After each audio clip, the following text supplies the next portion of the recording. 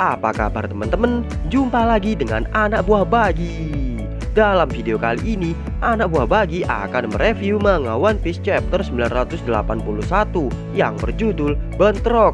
Kita tidak akan merecap bagaimana alur ceritanya secara keseluruhan, tetapi kita akan mengulas tentang sisi baik, kekurangan, dan sisi buruknya.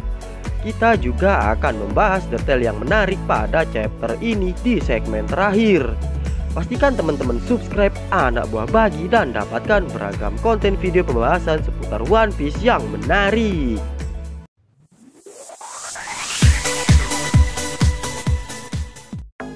Tanpa banyak basa-basi lagi, mari kita mengulas sisi baiknya terlebih dahulu. Yang pertama adalah bentrokan keyakinan. Di chapter ini, kita bisa melihat betapa kesalnya Kid yang mengetahui bahwa Apu sebenarnya adalah informan Kaido. Kid adalah tipe orang yang tak mau tunduk di bawah perintah orang lain.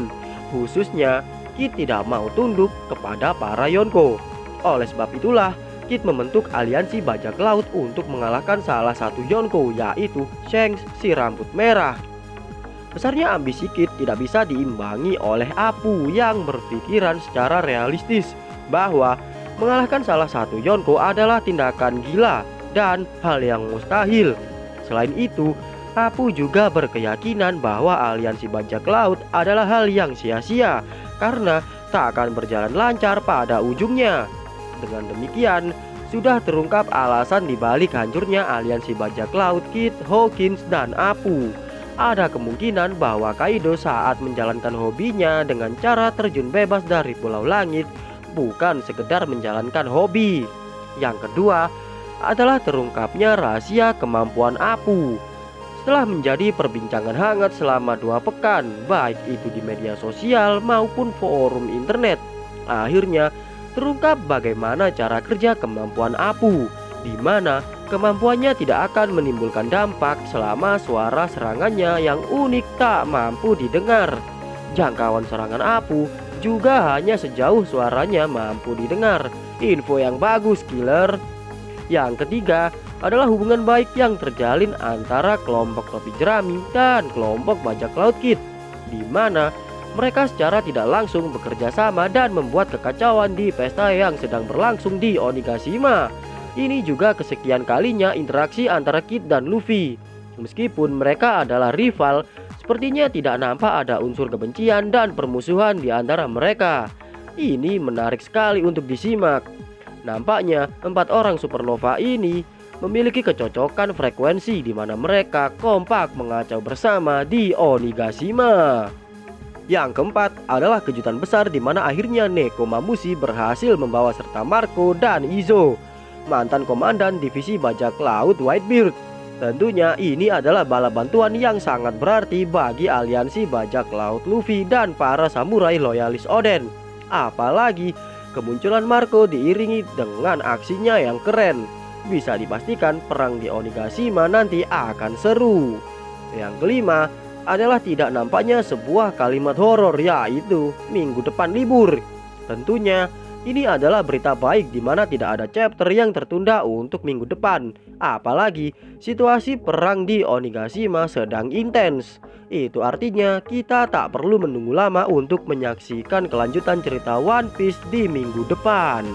Kali ini kita akan beralih membahas sisi kekurangannya. Yang pertama adalah bentrokan yang inkonklusif, di mana pertarungan antara Eustace Kid dan Scratchman Apu hanya sebatas bentrokan kecil saja, tanpa menuju ke suatu pertarungan yang intens, di mana sisi drama tentang bentrokan keyakinan di antara mereka berdua yang ditonjolkan di sini dan berujung kepada mundurnya Kid dari pertarungan. Yang kedua adalah pengenalan karakter petinggi yang kurang greget, di mana di chapter ini kita diperkenalkan kepada salah satu sosok numbers dari bajak laut buas Kaido, yaitu Hacha, yang hanya ditampilkan memukulkan gadanya secara membabi buta ke arah Eustace Kid. Bagi saya pribadi, ini sedikit memadamkan hype tentang numbers bajak laut Kaido yang sepertinya diisi oleh pengguna kekuatan buah iblis Zoan yang telah membangkitkan kekuatan buah iblisnya. Apalagi porsi pengenalannya juga terlalu singkat, sangat disayangkan. Yang ketiga adalah rendahnya kapabilitas bajak laut Big Mom. Setelah dihalau oleh King seorang diri sebelumnya, di chapter ini kita menemui deja vu di mana pasukan elit bajak laut Big Mom lagi-lagi dihalau seorang diri oleh seseorang dengan kekuatan Zoan hewan terbang. Di sini kita melihat ketidakbecusan bajak laut Big Mom di mana untuk memasuki negeri Wano saja mereka mengalami kendala yang cukup serius.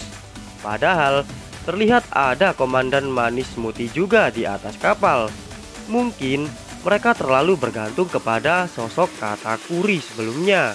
Mungkin nampaknya tidak ada sisi buruk dalam chapter 981 ini, di mana chapter ini adalah chapter yang cukup solid, di mana progres awal perang Onigashima tersaji dengan apik, meskipun ada sedikit kekurangan. Apalagi unsur komedi ala One Piece yang kental juga masih tersaji di bagian pasukan yang dipimpin oleh Kinemon, khususnya Sanji dan Chopper. Sekarang kita akan lanjut membahas analisis dari detail chapter 981 ini.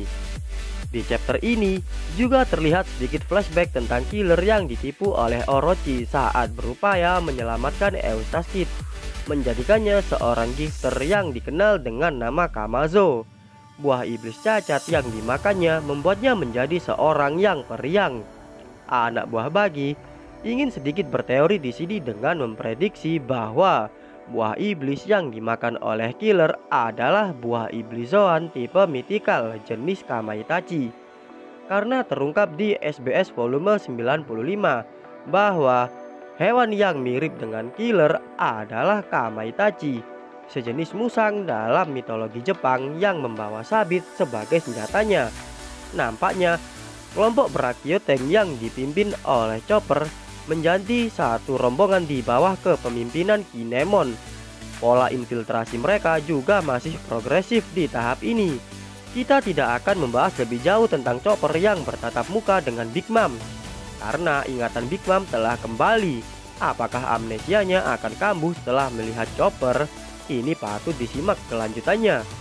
Sepertinya bajak laut Big Mom memiliki kendala teknis yang cukup serius untuk memasuki negeri Wano, karena ini untuk kedua kalinya mereka dihalau dan terjatuh dari air terjun pintu masuk negeri Wano.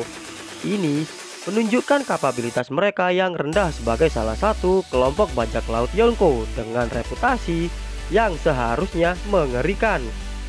Meskipun dipimpin oleh Perospero sebagai saudara tertua dari Charlotte bersaudara, di atas kapal juga terlihat komandan manis Muti, tapi kontribusi Muti sangat minim sekali terlihat sejak di arc Whole Cake Island.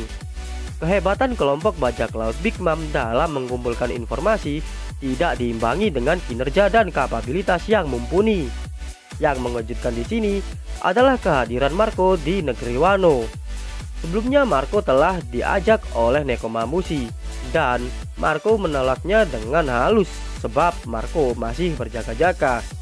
Jika nanti Edward Weevil datang ke Sphinx untuk berurusan dengan Marco, dengan bubarnya sistem Shichibukai, maka otomatis Weevil sebagai mantan anggota Shichibukai menjadi kembali diburu oleh Angkatan Laut pemerintah dunia.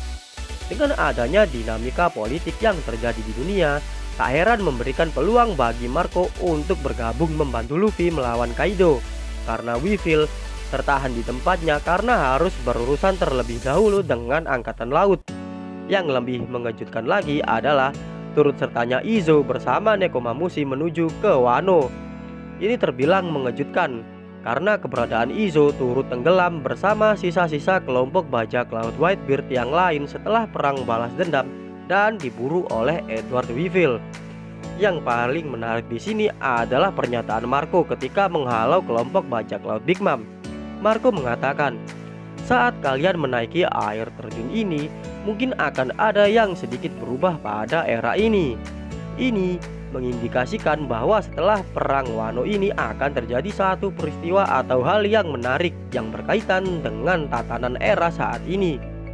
Memang benar adanya jika era bajak laut yang baru ini telah menimbulkan gelombang perubahan, mulai dari runtuhnya sistem Shichibukai hingga lahirnya kaisar lautan yang baru. Apakah nanti sistem Yonko atau Kaisar Lautan akan runtuh? Atau adakah orang yang naik menggantikan para Yonko yang jatuh seandainya aliansi Yonko ini dikalahkan? Atau lahirnya poros kekuatan baru yang lahir dari pergolakan yang ditimbulkan oleh bajak laut generasi terburuk?